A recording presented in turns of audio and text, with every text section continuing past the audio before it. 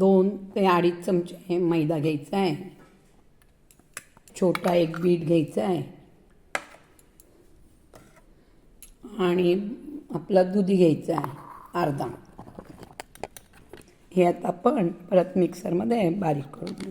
त्यात 2 चमचे दही घेतलेलं आहे आपण मिक्सरमध्ये. आपण अजून थोडं पाणी टाकून घेतलेलं आहे.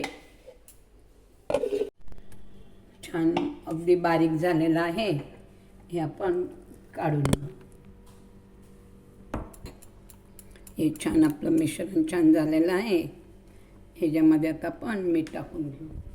आपल्या अंदाजे मीठ टाकून घेऊ. चमचा साखर, बेकिंग पावडर 1/4, तेल थोडंसं. तर आपण आता मिक्स करून घेऊया. 5 मिनटं झाकून ठेवूया. अगोदर आपण तूप लावून घेऊया. थोडंसं फेटून घ्यायचं आहे. आपण सँडविचचं घेतलेलं आहे त्याच्यामध्ये हे मिश्रण टाकायचं आहे.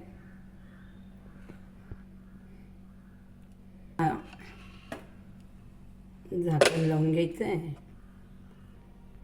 आपण गॅसवर ठेवूया. पाहूया झालं आहे का? हो, हे झालेलं. अशा प्रकारे आपण सर्व ब्रेड करून घेऊया. अगोदर हे ओटचे ब्रेड तयार झालेले आहे. ह्यात आपण बटर लावून घेऊया. आपली कोथिंबीर पुदिन्याची चटणी आहे. त्यावर आपली ही बटाट्याची भाजी आहे.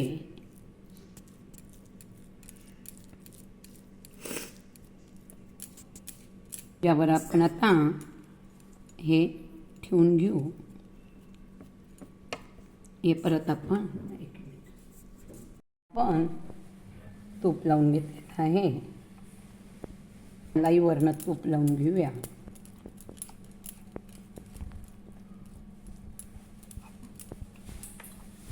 परत आपण भाजून घेऊ. हे आपलं सँडविच तयार झालेलं आहे.